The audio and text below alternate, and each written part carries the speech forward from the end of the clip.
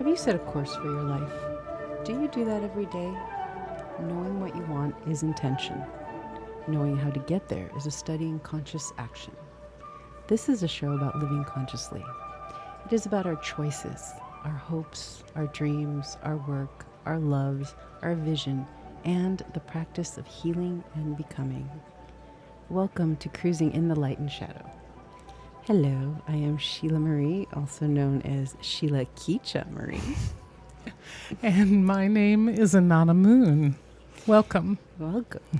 So, ever since we started this podcast, I've wanted to have this guest on. Because, oh my gosh, we talked about you. We talked about you a while back. Yes. I mentioned that I had gone to a summer celebration, summer ritual, and Lyena was one of the first people I saw. Oh. So I was taken. Oh my gosh. So I was so taken by you. So you're an inspiration to me. So thank you for coming. And Lyena. Well, that's giving me chills now. This is exciting. All right. So Lyena and Anana Moon and our audience. Thank you. Thank you for having me today. Oh my goodness. Exciting. So, do you want to tell? Why don't you start? Tell us about yourself. Tell us your. It's funny because story. I want to hear Sheila Marie. I want to hear about that summer. What that meant. What struck you that summer solstice? You're Were we in dancing. Topanga? Me dancing. It was, summer. And Dina brought me. Uh-huh. And and just watching you dance. And I was just like, wow. And then I think you did, I want to say you did Persephone. Did you do Persephone once? It would be. I did Persephone many times. It wouldn't have been at summer though. No, it would no, have totally been in not. spring. So Do you I saw remember you what at spring. year that was? That summer? That was 1996. So I know I did see you do Persephone as well, and I was just like, I want to do that someday. Wow. And that's the story of Persephone and Demeter. I know. And Demeter, And yes. that we can talk about sometime. I asked. Which we have talked about. Yes. Yeah. Yes, definitely. I asked not for the personal validation of your experience of me, but to place that in a context for myself. At that point, I had been in the community for I think 3 years, and I had been facilitating for almost that whole time. I had been asked to facilitate almost right away. So, and when that you say facilitate, Me too. we know we have some newcomers. So this event that Sheila Marie is talking about was a ritual honoring the summer solstice, celebrating the summer solstice. Right. So at that time, we were the oldest Dianic community in the world, and also the largest. So a ritual like that could easily have 70 plus women attending. Oh, totally. And so we had a whole I was going to say stable, although that sounds sort of derogatory, but we had a whole, group of women that were facilitating these rituals. And so, easily 20 of us could be facilitating different portions of the ritual. Okay. And so, and I was often, working. I was often serving as a dancer in some capacity, as a sacred dancer in some capacity. So I was trying to place your memory, because I don't remember. I sort of feel like I've always known you. You've always been part of my life. So I don't have that moment of like, oh, this is when you stepped in. So I wanted you to share more so that I could place you sort of in my timeline, like, that's when that was, and that's what Circle of Aradia was at that time. Oh, it was extraordinary. It was Ruth Barrett was High Priestess.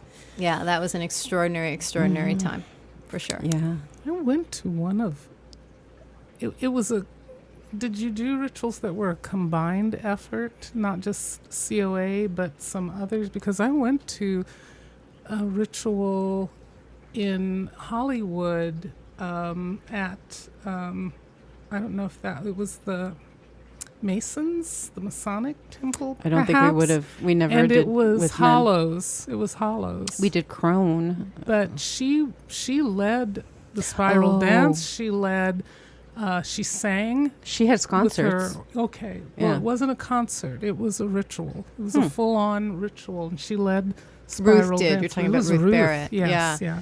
I can't speak So to that. maybe I don't. she was called to other. I'm sure she must have been called to other events and so forth. So that was my first time seeing her, and just. I was so inspired by her. Oh, it was that night magical. Pun. All right. Yeah, but it was, I saw Lyena. I saw Ruth Barrett, and I was like, oh my gosh. Powerful women. Oh, and it was, like I said, it felt like I came home. And it was summer, which is one of my favorite seasons.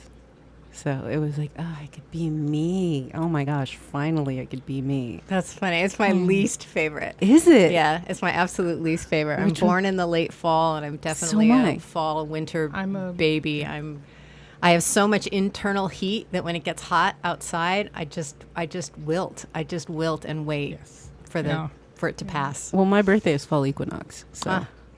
so, So happy birthday! We just Yes, passed we over just it. passed then. it. thank you. Yeah, Yes. absolutely. Yeah. And so I've Mine's been in October, and Yeah. absolutely Hollows is my world and time. I love it. Oh, yeah. So Beautiful.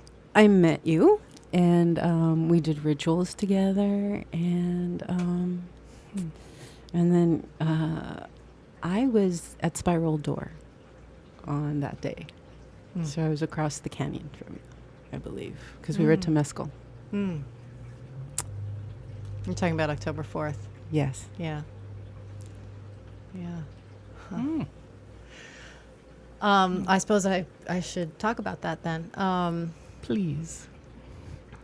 Again, I sort of feel like I want to be interviewing you. I want to know, like, what was your experience of that? I'll tell you. And oh, good. I'm glad.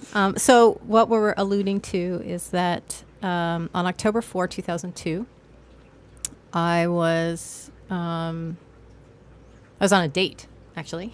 There was a man that I'd known him for a couple of years, but we'd only been dating for a few months, and his name is Dean. And we were hiking in Charmley Park in the Malibu Hills. And I'd never been there before, although I had been a lifelong outdoors person. I started, like, the first time my father took me backcountry backpacking, like no trail, certainly no bathroom, no tent, Oh, Wow. Yeah, I was 5. That's the first time I did that. Ooh, And- rugged. Yes, extremely rugged. And I did that, every summer of my life until I was 17. And I, as an adult, was a weekly hiker, and all the, you don't think of Los Angeles as being a place full of hiking trails, but we are. They're are. everywhere. They're absolutely everywhere. And Truly, so, this was something I did all the time. I was a avid climber and trail runner and all that kind of stuff. So I went hiking with my friend Dean. And I was having a very anxious morning. And truth be told, I was a very anxious person. I was 33 at that time. And I had, I have a lot of childhood trauma. And in a condensed period of time, all around my parents' divorce, around my father leaving, from the ages of about 4 to 7. And I really did not trust life because I'd been terribly, terribly hurt by someone who I knew loved me to pieces. And what that basically said to me was, look, if even the people who would die for you can hurt you like this, then this is an unsafe place. Life is an unsafe place. And so from the time I was basically 8 on, I was constantly trying to orchestrate safety in my life, like manipulate where my life was going and when it was going to get there and how it was going to get there and who was going to be with me and who wasn't going to be with me. And I was just so, you can see my body, like I was so locked up trying to make sure that bad things didn't happen to me. That particular morning, Dean treated me to the best orgasm of my life, and it totally, completely, 100% freaked me out. I had this moment of like, oh my God, I think that's exactly what that was. Like, I I don't think there's one that tops that. And then I just wanted out of the bed. And bless Dean's heart, he was like, why? Where are you going? You know, like, let's hang out. And I was like, nope, we have a plan. We're going hiking. The day's getting away from us. Like, I literally could not stay in the bed. So we went on this hike, and in that moment, my anxiety was all focused on this relationship. Do I really want to be with this person? Is this the right person for me? And we had a lot of back and forth, and I felt like I had to know right then. I had to know the truth for the forever future. I couldn't even just know my truth for that moment. I had to know everything. I owed that to him. So yeah, I was a little freaked out. Yeah. And I was hoping I'd feel better on the trail, because I often did. Except that I didn't this time. And so I took us off the trail. And we found this grove of trees, and I took us into that grove, this beautiful grove of oak trees, and it was shaded. It was super hot. It was super hot that day. And I thought I'd feel better in the grove, and I didn't. And then there was this beautiful tree in the corner, and it was perfect from a climbing standpoint. You know, if I had to build a tree and put all the branches where I needed them to be, that would have been the tree. And I thought, I will so feel better in the arms of that tree. And so within seconds, I was about 25, maybe 30 feet up. And Dean was actually off in the corner peeing at the time that I started climbing. I didn't know that. He just had his back to me. I don't know. I thought he was looking at something. I don't know. I didn't find that out till weeks and weeks later. Oh, no. That he was actually peeing. So he's very stealth about it. And so I was already way up by the time he saw me and he started climbing. And then I was sitting in one spot, and I saw this other spot that was a bit lower that looked so much better than the spot I was in, because of course I didn't feel any better in the tree either. Yes, I was still totally freaked out. Yeah. And so I climbed down to that spot thinking, you know, that's the spot I'm going to feel better. So I was standing almost perfectly vertical, and these two branches thicker than my thighs, you know, I had 1 foot on each branch with all this room around me. So I was standing upright, and my left arm was resting lightly on this smaller branch behind my body, just really for comfort. Like, I didn't have any weight on that hand. I was on my feet, and it was sort of draped on there. And Dean started telling this just ridiculously long joke. And I'm standing in the tree waiting for a punchline, and I heard a loud crack. And as soon as I heard it, I knew exactly what was happening.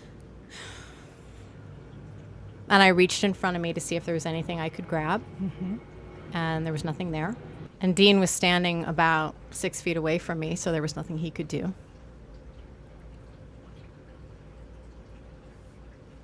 And because what had happened was the branch my hand was resting on, that branch broke. And simply the weight of my own arm pulled me backward out of the tree. Oh. And it was the beginning of the most glorious experience of my life. You know, living so anxiously and doing so much throughout my adult life, you know, therapy, oh my God, so much therapy. And this spiritual journey that I had been on, these spiritual teachings, and, you know, being trained as a ritual priestess, and so much work on so many levels to live free, to escape this intense angst. And in the moment that I heard the crack, as soon as I realized there was nothing I could do, that I was going down, I realized that I had a choice, that I could fight what was happening to me, just like I had done all through my life in every situation I had ever been in. I could try to control this, or I could let go, and let it happen. And I chose to let go. Surrender? Pure. All right. Absolutely pure. And instantly everything dropped into slow motion. And the most incredible bliss came over my body. Goodness. And I had so much time just hanging there. So I had time to notice that I was filled with peace. I had time to notice that I'd never, ever in my life felt that. I had time to notice the shape of my own body in space. I had time to notice that things really do drop into slow motion, that film and TV got it right. I had time to notice that I was noticing. I had time. It was exquisite. And because I was falling backward, I never had a sense that I was getting closer to the ground. Oh. I couldn't see the ground. And then from this place, the ground shot up and hit me. It felt like the planet actually jumped its orbit to meet me where I was in the air. That's a metaphor, man. Yes. Yeah.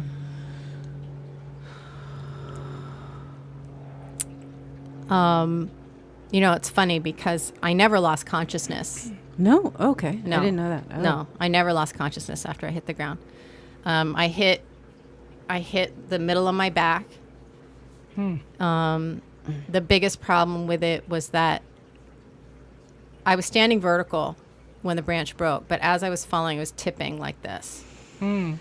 So what hit the ground was essentially my middle chest, my upper back, but my legs were above my head at the time. So the momentum of my body, my legs kept going. Yes. And they crashed over my head and then snapped back to the ground. The impact onto the ground shattered my 11th vertebra. Goodness. But All right. alone, it shattered that vertebra, and it, there isn't even a word for what it did to my rib. I have a rib in the back that was in pieces. Oh, man. And that rib ripped into my right lung and collapsed that lung. But that alone, all of that I would have recovered from. The big problem was that because my legs came over my head and then snapped back, that the pressure plus the position of being like jackknifed, folded in half, actually dislocated my spine so severely that it popped the joint and came to lock on the other side, lock out of position. So that crushed my spinal cord, essentially completely, such that I was instantly and completely paralyzed from the waist down.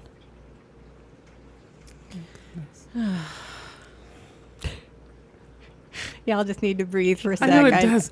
Well, it's always, that's something I've looked at and thought about, how strange it is. One moment, so many things can conspire to make something happen. You know, if one thing hadn't happened, things would have been very different. I remember being very, very aware after it happened, and for years afterward, so grateful that I wasn't a foot or 2 feet or 5 feet higher in the tree, because I was tipping toward my head. So had I been any higher, I would have either broken my neck and been a quadriplegic, broken my neck and died, or come down on my head and died. You know, I feel like what I got away with is actually, you know, for somebody who was 25 feet up in a tree, Oh my gosh, I didn't do so bad. No. Yeah. Well, yeah. No, I mean, I that gratitude was present for me for a long, and still to this day, but not as intensely, you know, for a long time. I really felt like, whoo, I dodged a bullet there. Oh my goodness. So may I ask, speaking of grieving, was there, you spoke of gratitude and serenity. and serenity to this surrender. I mean, that's a divine experience right from the beginning. Did you sustain that, or was there then dealing with what happened, what was lost? What was gained? Yeah, eventually, clearly, what was gained, but There was definitely a tremendous amount of grieving. But none of this was a linear process. So I did have, I was incredibly blessed to have this extraordinarily positive beginning. And even after I hit the ground, I couldn't breathe. I could take these little teeny tiny breaths. It was excruciating to breathe because I had a rib in my lung. And I could barely talk because I couldn't get enough air to make sound. Right. And, but I was extremely calm. I felt, really that moment in the air, that moment was about perfect union. I was 100% aligned with spirit. Yes. Yeah. And that did not go away for a long time. So I was on the ground. I can't move. I can't feel my legs. I'm in pain. I can't breathe. I can't talk. I'm in the woods with one person. That's right. Yeah. Who's freaking out, who's totally like, I was going to say. he is not calm at all. Okay. He's, thank God we had cell reception. We had both phones. Oh, We had thank God. reception on both phones. And, he's arguing with 911 because they're telling him he has to leave me. He has to go to the trailhead and meet paramedics because we are Right. off trail. Right. And he's like, I am not, there is no way I am leaving her here. He's hysterical. I'm totally calm. He can't remember where we are, Oh, sure. And so, of course, he does leave me. He has to. So he runs off, and I have this moment where I think, maybe I should be afraid right now. Like, this seems like a situation where it's reasonable to be afraid, And I sort of put one little toe in that pond, and I can feel it like a wave, and it feels so bad. And I think, why would I do that? Yeah. Why would I trade this totally aligned, completely supported, utter bliss for that? Not going there. And it wasn't denial. It wasn't like, it was just a choice. It was just like, that's not going to help me, and that's going to feel shitty. Good for you. And then I thought maybe I should pray because Yeah, then you Yeah. exactly. yeah, because then you Like, think, well, this that's what is will another work now. reasonable thing to do in a moment like this. And Yeah. I put a toe into that pool, and I thought, well, this is absurd. In order to pray in this moment, I would have to pretend that the goddess is not here. I would have to say, you go over there so that I can pray for you to come be with me. There was nothing to pray for. I was completely protected. Completely held. That's right. Yes. Yeah. Yes. So that alignment stayed with me, but that doesn't mean I didn't grieve. Right. So, I didn't know that. I didn't know the implications of what I was experiencing. I didn't know that my cord was crushed. I didn't even know my back was broken. I just know I can't feel anything. I can't move anything. I can't breathe. And they medevaced me to UCLA, and I, went immediately through tests, MRI, and I'm the person that everybody in the waiting room at the ER is. That's why they're in the waiting room, because I bump everybody. Oh, yeah. So. And after the last test, it was an MRI. They told me we were going to surgery, and I was like, "Wait, what for?" Well, that's it. Yeah. That's And I remember the nurse saying, "Well, you've broken your back." Like, it was so obvious to everybody else. Everybody else, Like, right? but me, Right. and no Yeah. one had thought to Yeah. tell me. that would have been nice. Yeah. So, there was definitely very intense grieving, but I was always moving sort of in and out of that. Okay. And what I've found is that this approach that I have, that I now call the Shiro's Way and that I teach, is about making a much wider space for everything that's true. because even when things are really, really bad, there's magic and glory all through that. And so trying to open my perception to that without denying what's bad. What's going on? That's Right. Yeah. absolutely Yeah. critical. It drives me Yeah. bananas when people do this, like force themselves to be positive or force themselves to be grateful. Like, no, you got to tell the truth. Yeah. Yeah. But the truth is bigger than you think. So make a bigger space. Get a little bit bigger in this space so we can hold a bigger truth. So I was devastated. I was a lifelong dancer. Yeah. And now I can't move below the waist. My sexual sensation is gone.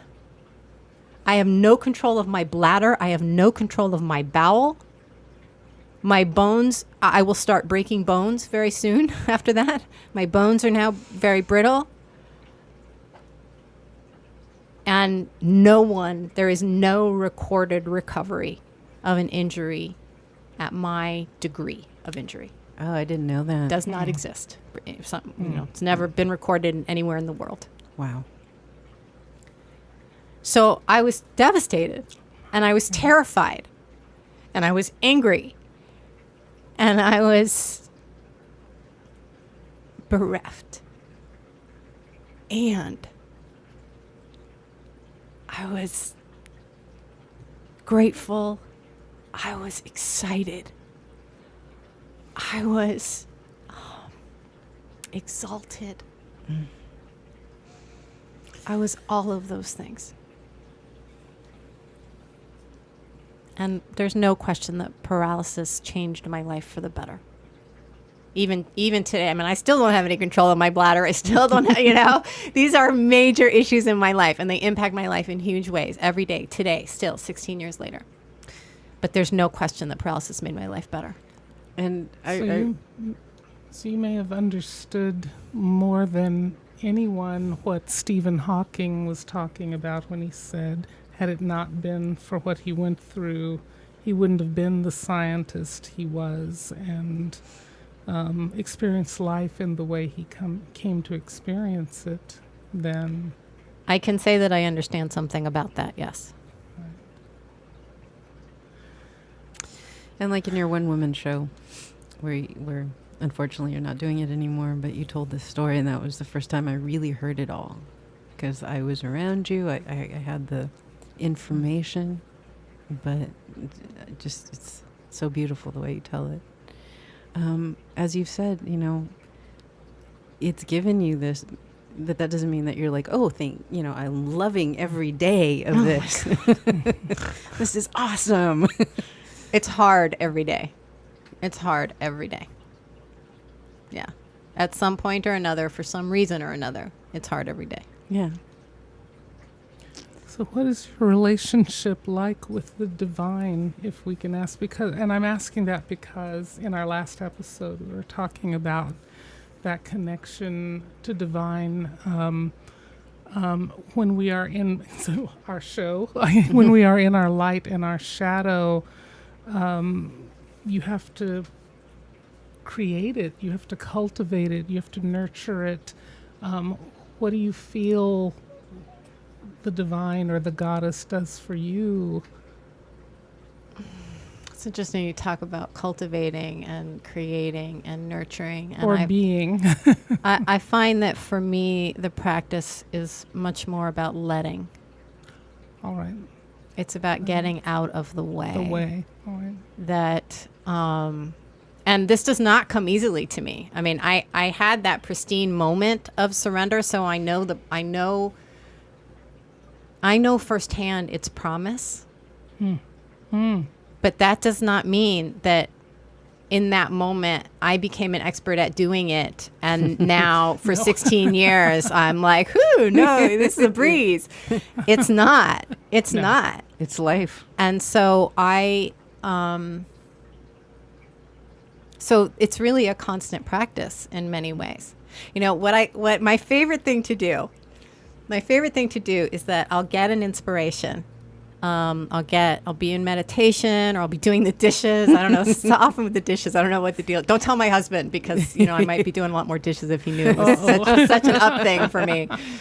But I'll be doing something like that, and it'll be clear as day. Like, oh, this is a direction I want to move in. This is a project I want to do, or this is a program I want to offer, or a story I want to write.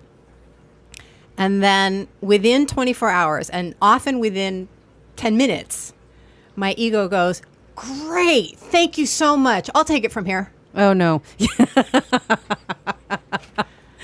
And then I get all up in its face. Yeah. Whatever that project or program is, I get all up in its face, and I get my notepad out, and I get my to-do list going, and I get my schedule, and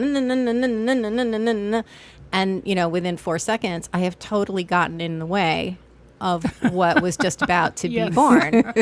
And I have made myself miserable in the process, because now I'm stressed out. Now I'm behind schedule. Now I don't know how to do this thing that comes next. And I'm all freaked out because I don't know how to do it. Yeah. Now I'm full of self-doubt. Oh, that was a stupid idea in the first place. What was I thinking? Now I'm imagining all the criticism I'm going to take for doing that thing. Yeah. All right. Oh, yeah. Yes. Now it's a mess. Now it's a mess. So, one, keep some humor about it. Yeah. Right. And two, go back to surrender. Again and again and again and again. And surrender's not being weak, I want to say, because I think some I'm people so would glad think you that. mentioned that. Yeah. Letting go and allowing. Yeah. No, in fact, we have a mutual friend whom I won't name because I don't think she'd appreciate it. But many, many, many years ago, God, I was maybe injured a year, so 15 years ago, a long time ago. She was in a very sort of protracted with her ex-husband over their child. And the child was at the time, I think maybe 11 or 12, young, 11, 10, 11, something like that. And this had been going on for a long time. It was just like they were just entrenched in this battle. And I remember having this instinct, like, something's not right here. This is not right. And talking with her, she was sharing the story with me, and I suggested, so as delicately as I could manage, the possibility that surrender was called for. And what she said to me was, oh, I will never give up. Yes. And I didn't have the language yet, but in my body, I was like, I'm not talking about giving up. Right. Giving up is about giving over power. It's about laying down and saying, okay, I am at your mercy. You do what you're going to do. And it leads to apathy. It leads to withdrawal. It leads to cynicism. It's a totally disempowered state. Surrender is not even remotely that. Surrender is an acceptance of what is. Like, this is happening. It is not an indictment of the future. Right. It says nothing about the future. It simply says, this is what is. We don't go outside when it's pouring rain and refuse to accept that it's raining. We surrender to the fact that it's raining. Now, we might push against that. We might, determine that we're going to do everything we were planning to do that day before we knew it was pouring rain, and we're going to do it in our high heel pumps, and we're going to do it with our, without an umbrella. Exactly. With the dew. We might do that, but we don't. For some reason, we don't have that instinct to fight against the fact that it's raining. But we do this in our lives all the time. Yes. So true. Yes. Oh my gosh. Yeah. All the time. Yeah. So surrender is about, this is now. This is happening. So how do I want to respond? Who do I want to be in this moment? What am I available for? That's surrender. Ooh, I like that Totally definition. different. Totally different. Yes. That's a great Yes. definition. Powerful. On the It's really, truly empowering. it is. On the mundane question, what happened with Dean? Dean and I got married. I tried super, super, super hard to get rid of him. I remember.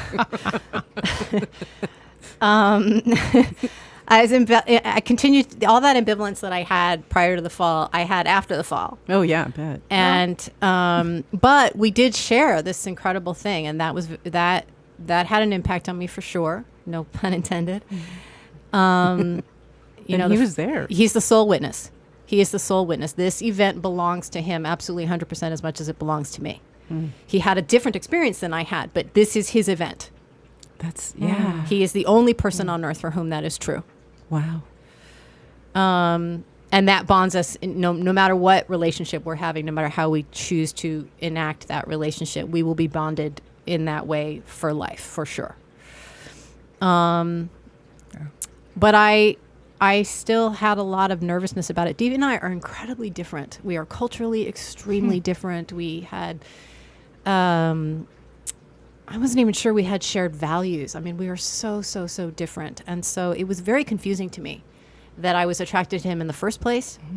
It was very confusing to me that I couldn't, like, logically, it makes no sense that Dean and I would be together. And so my whole being was like, what are you doing with this person? And yet my being wouldn't walk away. It wouldn't leave him. And so I was very conflicted about all of that. And then I fall out of this tree and now I'm paralyzed and he wants to stay and I don't really understand that. And I keep trying to make sure that he knows what he's getting into. Because my biggest fear, people often would say to me, weren't you afraid he was going to leave you? It's like, oh my God, no. And not because he was so devoted, which he was, but no, I was way more afraid that he was going to stay for the wrong reasons. And that he was going to screw up both our lives if he did that. Right. But he wouldn't screw them up for another 20 years. And we would have invested all of that time and then he'd screw them up. So I needed him to be utterly clear what he was getting into. So every time he would say something like, oh, I don't know, he would muse about the future or about, I don't know, living together or getting married or something. I would say something like, you know, I lost 10 years of my life expectancy when I hit the ground. And he'd say, yeah, honey, I know. I know that. You know, and then a few weeks later, he'd say something else, or a few months later, and I'd say, you know, my chances of bladder cancer are really so much higher now because I'm a daily catheter user. You're like, yeah, Lyena, I know. Like, I heard all this. I was in the hospital with you. I heard all this. I just needed him to go in with open eyes. And finally, he said, you got to shut up. You got to, like, I know, and you got to stop doing that. Excellent. It's like, all right, I'll stop doing that. And then I mounted Caterpillar Soup. And I didn't intend for Caterpillar Soup, the play, to be a love story, but there's no question that it was. Oh my gosh, yes. And I spent, the original run of Caterpillar Soup, we ran for 6 months. So we were supposed to run for 3 weekends. And so tell us about, this was a play? Yeah, we couldn't get people to stop coming. We so true. So my background, my undergraduate degree is in theater. So, I'd been a performer my whole life and been studying acting since I was a child, and, performing all through high school and college and post-college. So I was a founding member of a theater company in LA. That's how I know Dean. He's also a co-founder. Oh, yeah. I forget he's an actor, too. Okay, yeah, cool. Ziggurat Theater Ensemble. Our people's. So while I was in the hospital, as part of my team, while I was in rehab 2 months, I had a psychologist. And the first day I met her, she said, can you tell me a little bit about how you got here? And I told her a 20-minute story. And when I was done, she said, first, I want you to know that nobody does that. Nobody gives me more than 3 sentences. And the second thing I want you to know is that I know it's too soon for you to think about this, so please don't feel like you have to. But I see you telling these stories. And she said, I see you telling them like on television. And I was like, what? Whatever. I need to learn how to pee for myself first. First things first. And I didn't think really anything of it. I thought she was kind of crazy. But when I got out of the hospital 2 months later, within a month of getting out of the hospital, I was absolutely compelled to tell these stories. Like, there had been so much magic and so much gold in my life already in what was supposed to be the most tragic, catastrophic experience of my life. And I had to talk about that. I had to talk about all this magic. I had to tell these stories. And theater's what I know. The stage is what I know. So I called up the artistic director of our theater company, and they were in the middle of a show that I was supposed to be in. We were in rehearsals for that show when I fell. So I was replaced, and they went on. And I said, can I have the theater? sometime when you're done, you can leave your set. I don't care. Can I just have the space? And he said, sure. So we invited just friends and family. There's probably about 100 people in the room. And I got up on the stage, and I had some things that were written, some things I read out of my hospital journal, some things I just told free form. I'd never done anything like this. And for 2.5 hours, we were spellbound. Oh, yeah. Wow. And I was smart enough to videotape it. And I could feel in the moment that something was happening in the room, which I did not expect. I did not know that would happen. But when I saw the tape, I was like, who is that woman? Like, I've never seen her before. Who is that woman? And the transformation that was taking place in the room, for the people in the room, just hearing this story, there was something about it, or something about the way I told it, or the combination. I don't know what it was. But it was allowing people to go on this journey with me in a way that was actually affecting them. Mm-hmm. Mm-hmm.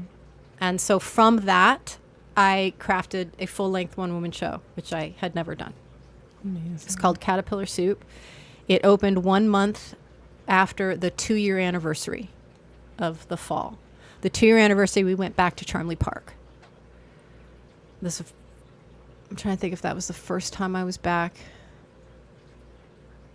Yeah, it was. It was the first time I went. Dean had gone back without me once. Oh, wow. Yeah, Dean was trying to figure out what happened. And so he took himself back and he went back into the tree.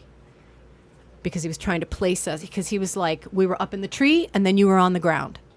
Because the actual time, for me, I was hanging in the air for 10 minutes. Mm-hmm. But if you do the math, if you do the physics, it was 1.2 seconds. It was a second, yes. Yeah, wow. Sure So for him, like, he's talking to me and I'm on the ground. Jesus. So he had no idea, like, what happened? How did I get there? So he went back to try to piece things together, but I was in the hospital when he did that. So on the 2-year anniversary, we went back together. That's a phenomenal story, which I know we don't have time for, so I'm not going to go into that. But 1 month after going back, I opened this show. The last story in the show is the return to Charmley Park. All right. Oh, And I had no idea what this would become. But people were coming back 3 and 4 times. We were reviewed by the Times and Daily Variety, and these major. It was a 40-seat theater, and we had major reviewers coming out. These beautiful reviews, and so we kept extending by a month at a time. We ended up extending 5 times. Because I don't know, it was just this thing. It was so much bigger than me. Yes. I got people to see must have healed. People must have healed in watching your show. There is, in a variety of ways, I would think, too. There is something about Paul Link directed the show and developed it with me. Paul and I spent a summer. I met with him twice a week in the theater, and I just talked. I just told stories. And we recorded everything, and he would say, oh, I really like that one. Let's hold on to that one. Or he'd ask questions, or I'd say, oh, wait, this is really important. And I'd go home and I'd write, And in this very organic way, we crafted this piece together. And I remember, and Paul himself was a solo artist, very, very successful solo artist. And I remember him saying to me right before the show opened, he said, listen, you are the tour guide. Mm-hmm. Like, you are responsible for these people. And what he wanted to do was warn me, because in his first one-man show, Time Flies When You're Alive, which was about his first wife and her battle with an eventual loss to, I believe, breast cancer. A show that he did all over the country for many, many, many years. He would frequently have, like, somebody would pass out in the audience, or they would have a very physical response to this story. And he wanted to warn me. He wanted to say, look, you're it. Like, you're out there with this group of people, and you are all they have. So, just as an aside, I always thought he was overreacting. I always thought he was like, and in the 5 years that, 5 years that Caterpillar Soup toured the country, I had at least 5 people in various venues where I had to stop the show. Oh my gosh. Because somebody was having an intense something or other. Mm-hmm. Including passing out. And Did you must have been charged. did you go to them or did somebody else go to No, them? I Okay. never went to them. Okay. What would happen is somebody else in the audience, usually their companion, Perfect. would scream or do something, and we would stop the show, and then we would have, stage manager or whoever it was would actually handle the issue, and then my job is to corral everybody back to that moment in the story and go on. Wow. That's, just intensity all the way around. Oh, my goodness. But to answer your question, so this is what happened with Caterpillar Soup was there was something about being that guide and taking on that responsibility that, listen, I went on a journey and it was a healing journey for me, and I'm going to take you with me now on that journey. And I took that responsibility very, very deeply to heart. And I said, listen, the road is treacherous in places. It's stunningly beautiful, but it's also hard. But I'm here with you. I have my lantern, and I promise you we will get to the end. I will not leave you somewhere along the road. And by the time we got to the end of that story, people had been transformed. I was going to say that is what you are.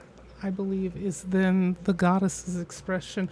However you want to say, goddess, the divine's expression of transformation. And that's the deepest thing. We all recognize that in one way or another. It's a heart and gut journey. My goodness. What other work do you do? We haven't had a chance. It's funny you should say that. I want to suddenly.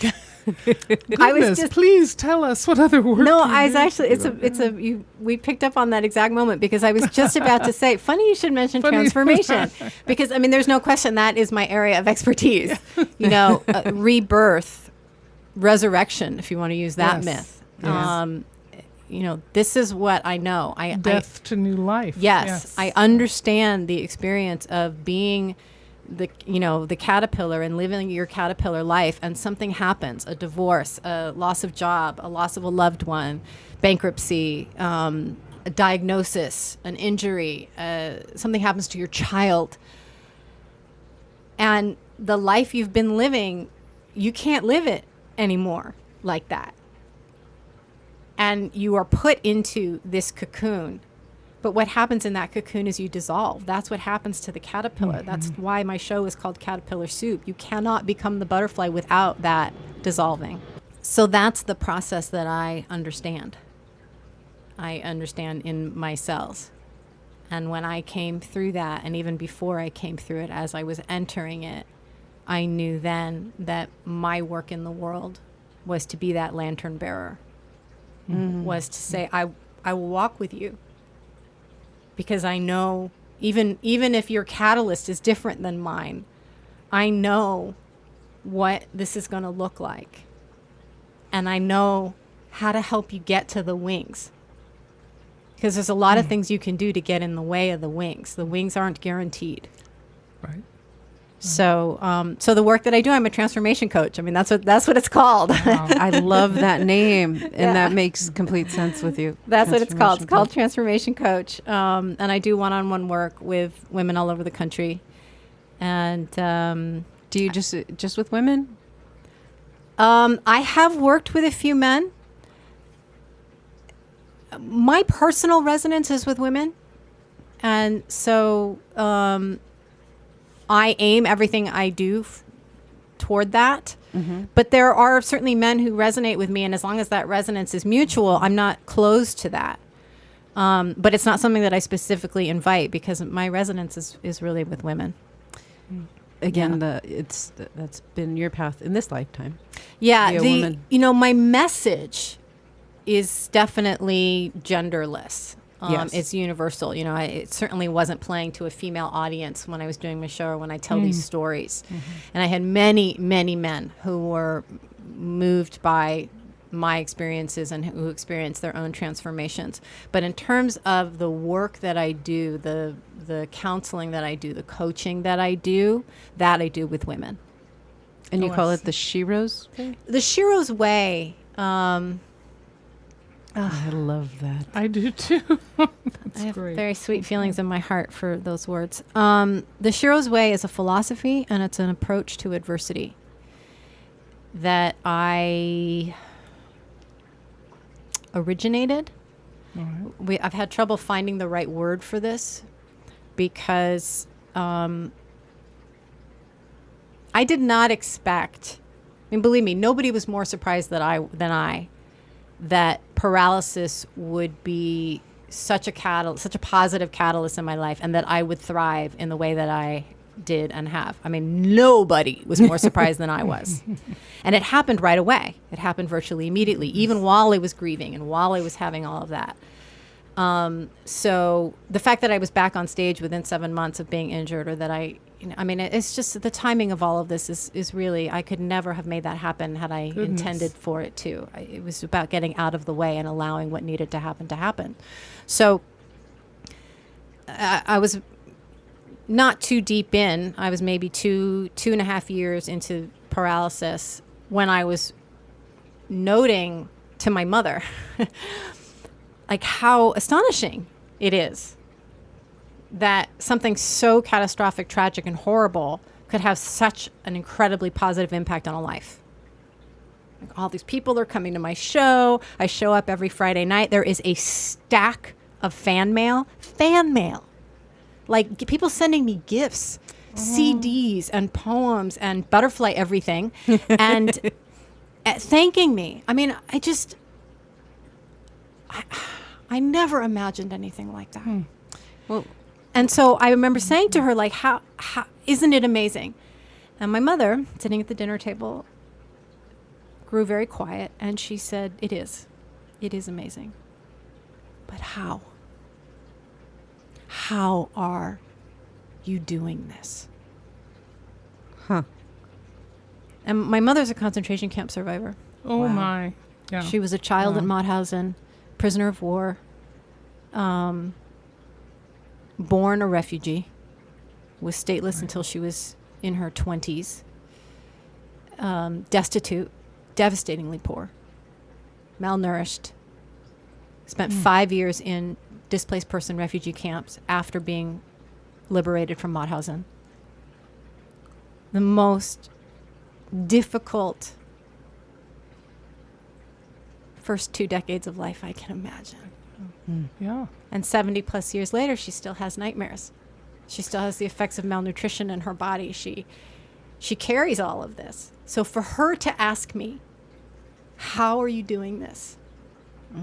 And for me to not have an answer was unacceptable.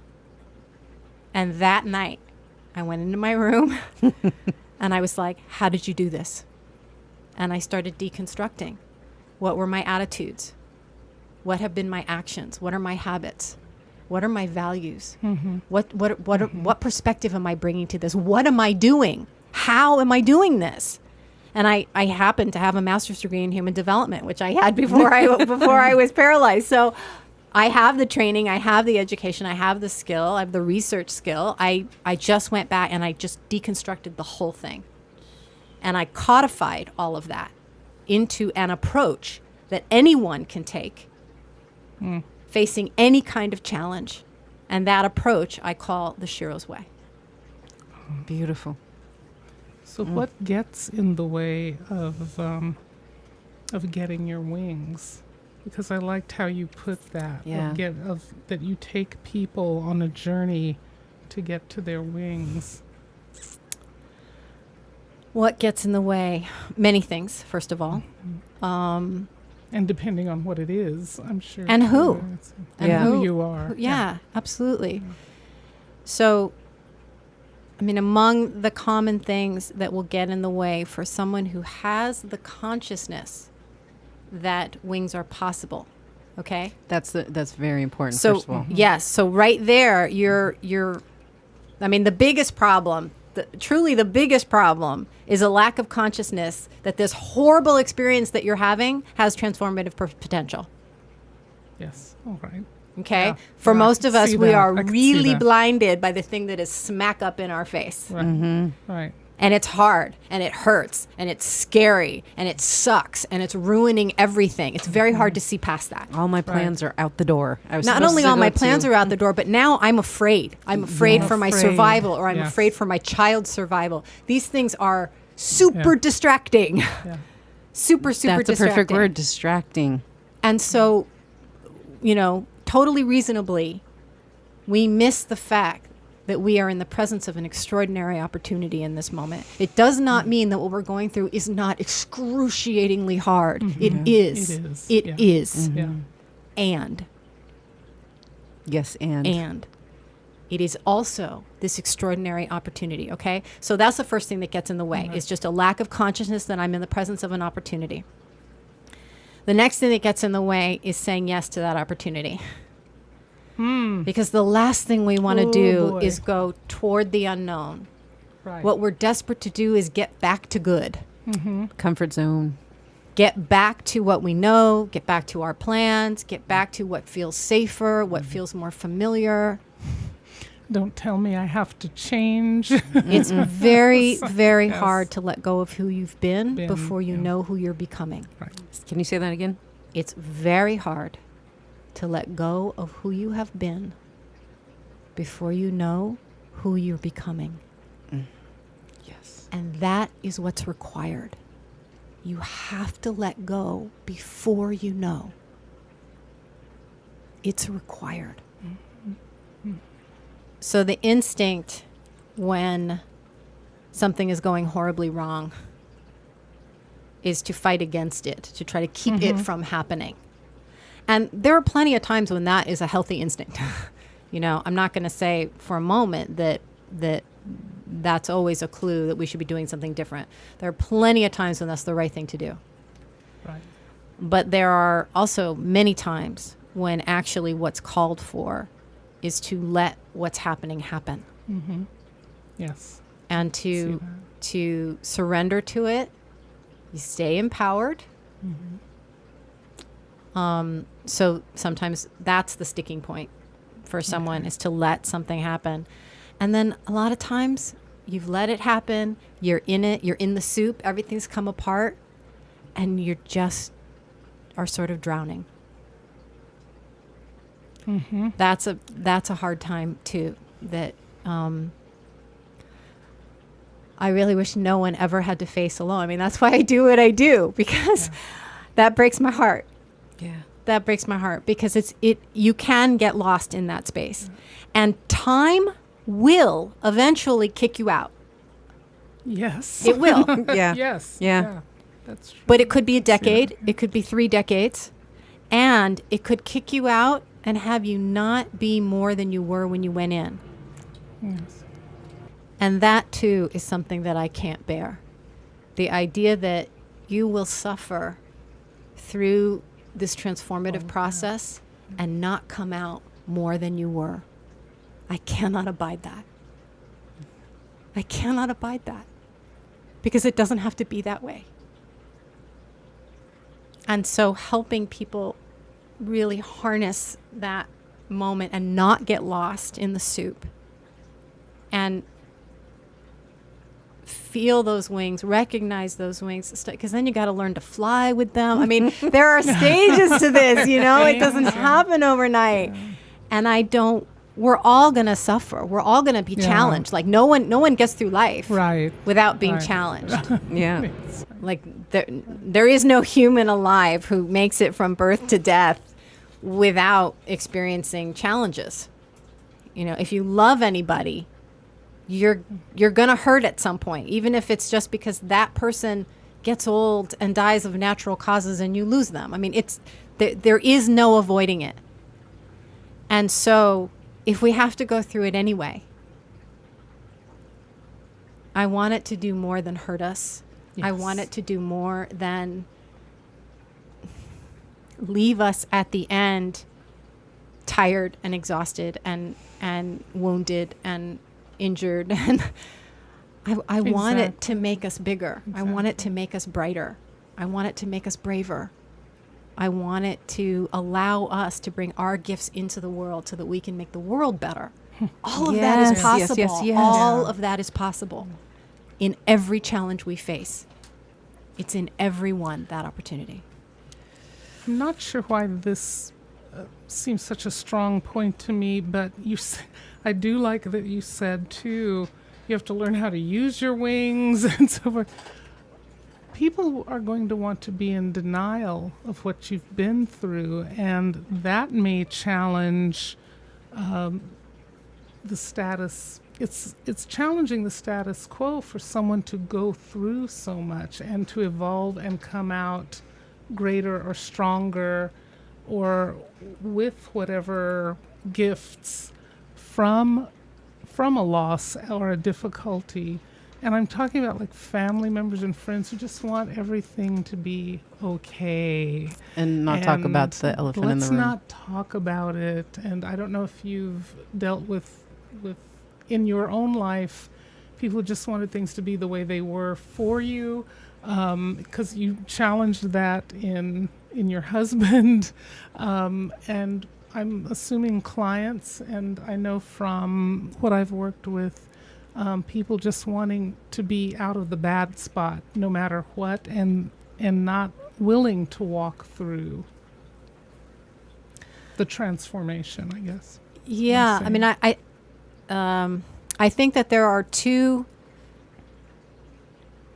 answers to that question. So one is about my family and friends, and one is about my clients. Yeah.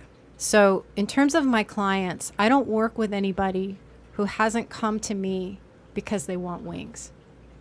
So it's not my job to convince you to go on this journey. Right. That's an earlier part of, how do I say this? So the work that I do in the world has several prongs, for lack of a better word, okay? One of those is I tell these stories because I want to inspire you to take that journey.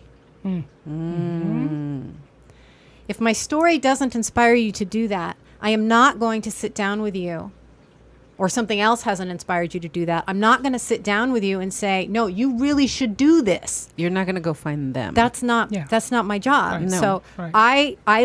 I live a visible life, and I tell these stories in the hopes they will inspire you to take that journey. And to come to you. Or to whatever. Or whoever. Yeah, Or exactly. whoever whoever you need. Your guide, your support I might not be the right person for you. I just want you to take the journey. Yes. I want you to take the journey. Take that first step. So, I never have to deal with that with my clients. All I right. don't have to deal with clients who are saying, I don't want to do this. I don't want to do this. I deal a lot with clients saying, I don't know how to do this, Yeah. or this is really hard, or this is scary. And that's what I'm for, Right. Yeah. Right. to make it easier and to help them to remember that they do know. They just don't know that they know. Perfect. That's my job. That's what I do. That's why I'm in the room with you. So I don't deal with that there. When it comes to family and friends, I never felt like... Is that really a true statement? I definitely did not get hardcore resistance. I want you to go back kind of resistance. Great. And I think that that's largely because everybody knows I can't go back. I mean, I can't go back. Yeah. There is no going back. Yeah. I can't unparalyze myself. So I think it's different if the challenge that you're facing is looks more optional. All right. If you're going through a divorce, there may be people in your life who are saying, what are you doing? You had a good thing. He had a good job.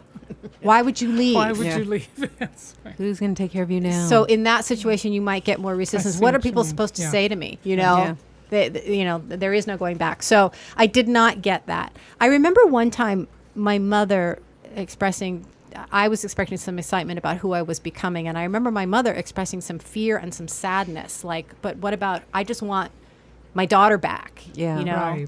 Right.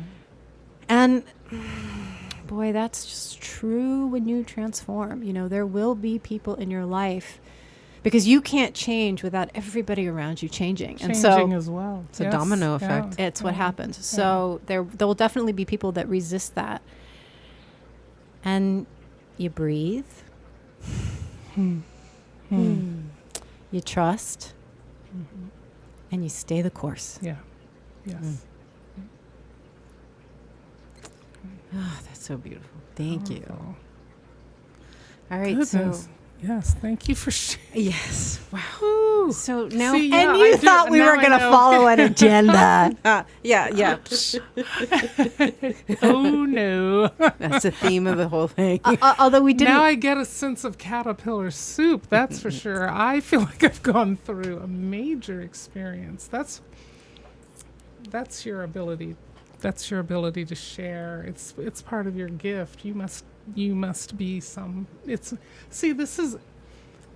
This is performance, but it's not at the same time. You are allowing us in telling your story and reliving not just your story, but the sense of it. I swear you're creating some sort of a vehicle, it feels like, for people to just go on their own journeys while you talk about your journey. That's because that's what I'm feeling sitting here. It's like, oh my God. It's what happens. It's what happens. There's a philosophy that, everything we do is actually, every experience we have is cumulative and plays a role in who we become.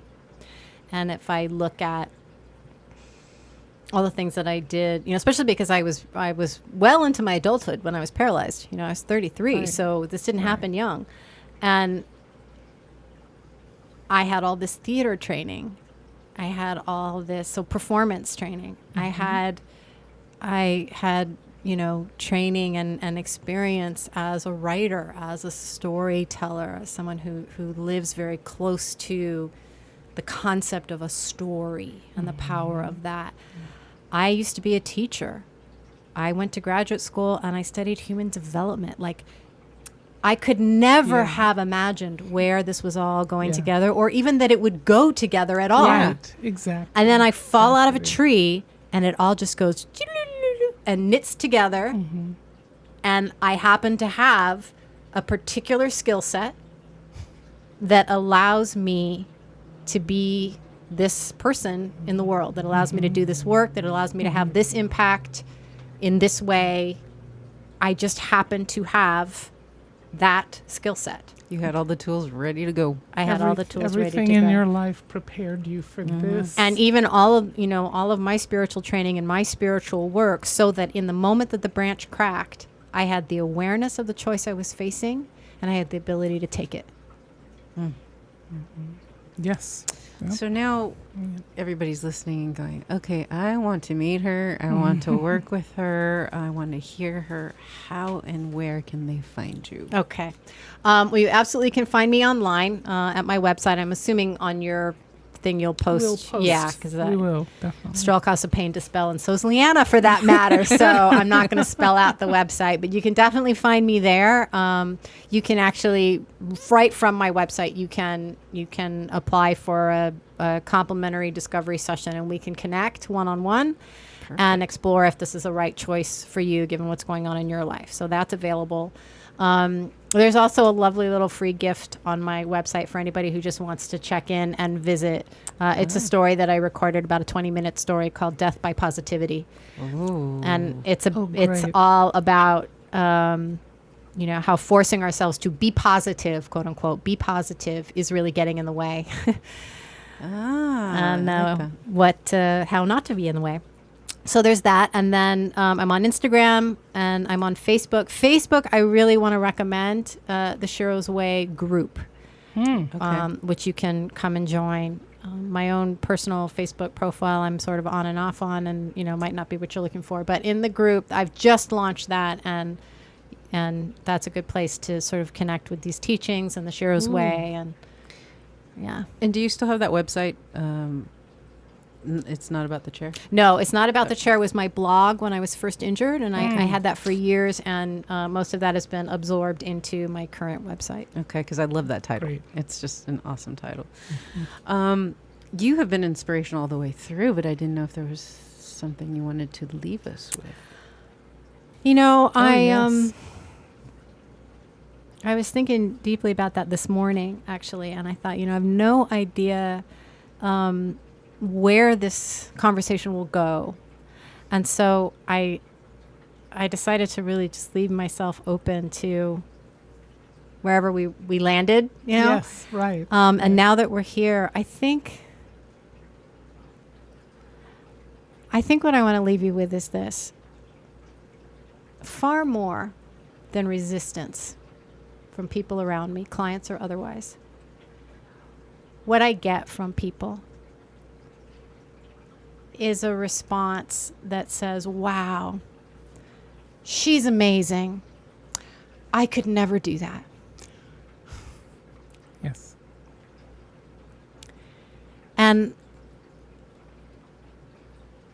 I want to tell you, all of you, everyone, that you're wrong. Because if you had asked me moments before I fell, lifelong dancer, could you survive and thrive if you were paralyzed? I would have said no, and I would have been absolutely sure. I also would have been wrong. So I am telling you, every single one of you is underestimating yourselves. Just because you haven't been able to do it in the past, just because you haven't been able to do it in this moment, means nothing. It just means you haven't had enough of the right support. That's all it means. You are underestimating yourself. Blessed be. Blessed be indeed. Indeed. Oh my goodness. Thank you. Thank you. Thank you, Lyena. My pleasure, truly.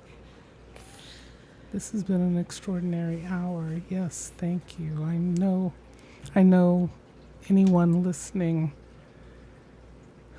talk about transformative moments. We were also in the last episode talking about when you know that someone is speaking to you. You didn't know it was what you had to hear. You weren't expecting a voice to come out of nowhere and just line up with you and tell you what you needed. This is one of those. It's a moment. It's an episode. It's an experience. Thank you so much. You're welcome. Thank you, Paul Preston. Thank you, David Shostak, for your music. Thank you, everyone, for listening and experiencing this moment with us. Thank you for joining us in cruising in the light and shadow. This is Anana Moon. This is Sheila Keecha-Marie reminding you that love is everywhere. Our lives touch everyone and everything. Please go forth in love. And Om Shanti. Namaste.